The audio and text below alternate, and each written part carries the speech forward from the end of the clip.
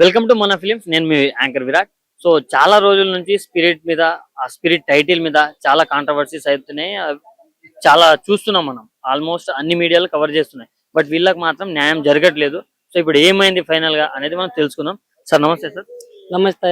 So ఇప్పుడు ఏంటి sir, అసలు ఏమైతుంది, అసలు ఏమన్నారు ఇప్పుడు ఫైనల్ గా? వాళ్ళు నోటీస్ ఇస్తున్నాము, మీరు సినిమా రిలీజ్ చేసుకోవచ్చు అని చెప్తే మేము కూడా కొద్దిగా సంతోషంగా ఊరికెళ్ళాము. ఊరికాడ కొన్ని ఇట్లాంటి అడ్డంకుల పనులు ఉంటే వాట గట్టిగా మాట్లాడేసరికి వాళ్ళు పక్క తప్పుకున్నారు.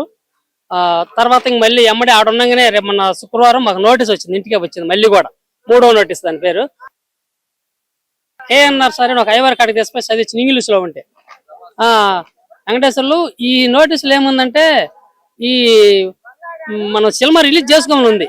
ఎట్లా అంటే వాళ్ళు కండిషన్లు పెట్టారు. ఏం కండిషన్లు అంటే తెలుగులో చేసుకోండి, ఇతర భాషలు ఏది వద్దు, తర్వాత ఓటీటీ అమ్మొద్దు, పోస్టులు కరిపియొద్దు, పబ్లిసిటీ చేయొద్దు. అట్లా సింపుల్ గా రిలీజ్ చేసుకుంటేనే మీకు చేసుకుంటామని మాకు మాట ఇస్తేనే ఈ సంతకాలు పెట్టి మేము వాళ్ళు వచ్చిన నోటీస్ మీద మేము సంతకాలు పెట్టి వాళ్ళు పంపిస్తే వాళ్ళు మళ్ళీ సంతకాలు పెట్టి ఇస్తే ఈ ఒక్క 10 రోజులకే నేర్చుకోవడానికి అవకాశం అంట, లేకపోతే లేదు అన్నారు. అంటే అర్థం మాకు ఏమర్థం అవుతుందంటే ఈ ఛాంబరాలు గవర్నమెంట్ కాడి నుంచి సర్టిఫికేట్లు లో పస్సలేదా, ఈ పెద్దోళ్ళకే మాటకే భయపడి వాళ్ళు కూడా వాళ్ళకి సపోర్ట్ చేస్తారు. మాకు సర్టిఫికేట్లు అన్ని ఇచ్చినప్పుడు మమ్మల్ని ఆపమని అనడానికి వీళ్ళు ఎవరు? వాళ్ళది ఒక శిలమ, మాది ఒక శిలమ. వాళ్ళు ఎంత శిలమ అనగానే శిలమే. మేము ప్రభాస్ గారిని ఆమె తెలియక అంటుంది. ప్రభాస్ గారు సార్ని అడుగుతుంది ఏమనంటే, సార్ మీ డైరెక్టర్ గారిది, నిర్మాత గారిది దీనికి కీలకం మొత్తం, మన ప్రభాస్ గారిది మీరు చెప్పండి సార్ అని ఆయన అడుగుతున్నాం. కానీ ప్రభాస్ గారు మా సాయం చేయమంటున్నాం, కానీ ఆయన మేమేమి అడగడం లేదు. దీనికి సంబంధించి ఎవరంటే డైరెక్టర్, తర్వాత నిర్మాత, వీళ్ళిద్దరే మమ్మల్ని ఇబ్బంది పడుతుంది. అందుకని మేము చూసినాం, అన్ని రకాలు చూసినాము. ఇంక దేనికి వాళ్ళు వాళ్ళు చెప్పిన కండిషన్లు చేయాలంటే మాకు కూడా నోటీస్ ఇవ్వాలి. దాంట్లో మేమేం అడుగుతామంటే తెలుగులో వరకు మాకు వదిలేసేయండి, 4 భాషల్లో ఏ భాషలో చేసుకోండి, మీరు పక్కన చేసుకోండి. ఇక్కడ మాత్రం మీరు చేస్తే మాత్రం మేము ఎక్కడైనా చేస్తామంగా, మాకు శాతం ఎక్కడైనా చేసుకోవడానికి మేము కూడా రెడీగా ఉన్నామంగా. లేదంటే మీరు అట్నే వేసుకోండి, మేము అట్నే వేసుకోండి, కోర్టుకు వేసుకుని ఇద్దరం అక్కడ తేల్చుకుందాం. నీకొస్తే నువ్వు రిలీజ్ చేసుకో, మాకొస్తే మేము రిలీజ్ చేసుకుంటాం. అంతేగాని ఇంకా ఇక్కడ ఏమి పరిష్కారాలు అయ్యే మార్గాలు కనపడలేదు. పెద్ద వాళ్ళ చేత అందరి చేత అడిగిచ్చిను, మాట్లాడించను. ఎంత తోడు కూడా అలా ఫస్ట్, సెకండ్, థర్డ్ 3 నోటీసులు ఏమవుతుందో టిప్పుగా పెరుగుతుంది. ఎందుకు మా మీద ఒత్తిడి పెరుగుతుంది, కానీ మాకు మేలు జరగడానికి అవకాశం రాలా. ఇది తర్వాత వీళ్ళకి ఎంత బలుపురా, వీళ్ళు కోర్టుకేసినారు. అంత పెద్దోళ్ళు చెల్లమంటే అది పెద్ద చిన్నదని పానం అనేది ఎవరికైనా ఒకటే ఉంటది. పెద్ద 100 కోట్ల ఉన్నవాడికి ఒకటే పానం, కూటికి లేనివాడు పేద అడుక్కునేవాడికి ఒకటే పానం. నా డబ్బు పెట్టుకుని సినిమా తీసుకున్నప్పుడు వాళ్ళ సలహా అవసరం లేదు.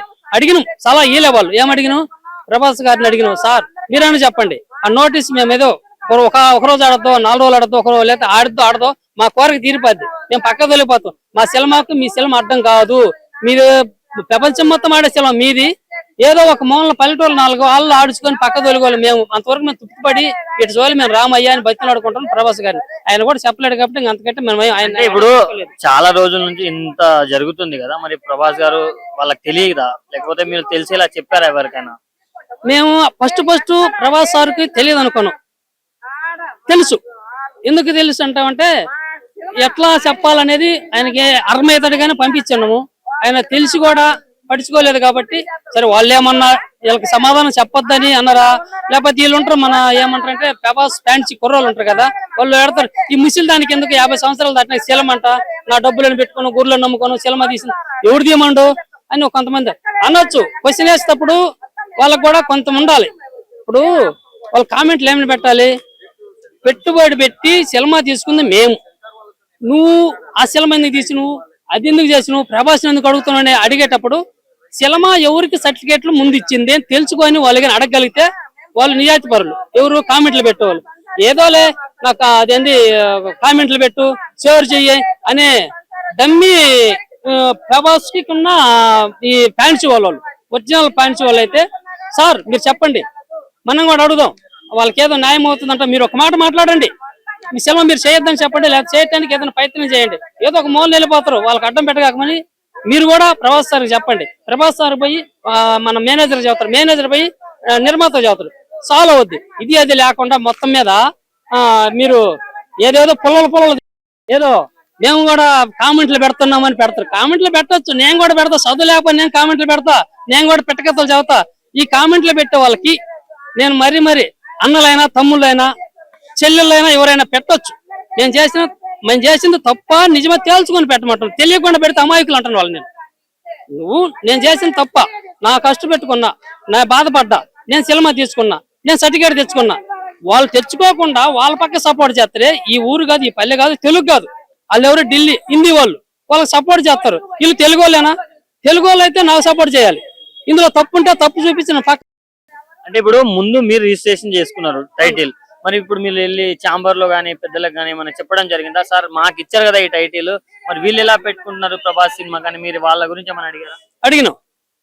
సినిమా ఛాంబర్ సర్టిఫికేట్ మీదే ఉంది, సెన్సార్ సర్టిఫికేట్ కూడా మీదే ఉంది, మీరు రిలీజ్ చేసుకోవచ్చు. మీకు కానీ ఎవరైనా అడ్డం వస్తే కోర్టు కేసుకోమని చెప్పి లాయర్ ద్వారా మేము తెలుసుకున్నాం. మాకైతే ఆ నిబ్బరంతో మేము కోర్టుకు పోవడానికి సిద్ధంగా ఉన్నాం. ఇప్పుడు ఏం చేద్దాం అనుకుంటున్నారు ఇక ఫైనల్ గా? రేపు వరకు చూస్తాం. రేపు సాయంత్రం నోటీసులను రాసి పెట్టుకున్నాం. ఎవరెవరికి ఎట్లా ఇవ్వాలనేది ఇమ్మర్స్ గా నేరుగా కోర్టుకు అయితే నోటీసు ఇస్తాం. వాళ్ళ సినిమా ఆగిపోవాలి, మా సినిమా అయిన తర్వాత వాళ్ళ సినిమా రిలీజ్ చేసుకోవాలి. లేదు వాళ్ళు తెలుగులో అని వాళ్ళు ఆపుకుంటామంటే మేము తెలుగులో చేసుకుంటాం, బయటకు మేము బాం. లేకపోతే ఎంతలోకి పోతే అంతలోకి మేము వెళ్ళిపోతాం. మాకు వీలైనంత వరకు దేనికైనా రెడీ, సాగు బతుకైనా రెడీ. అంటే వాళ్ళని సాగు అంటున్నాం, మేము సావడానికైనా రెడీ. ఎందుకంటున్నాం అంటే ఇంక తప్పితే గాచంతరం లేదు.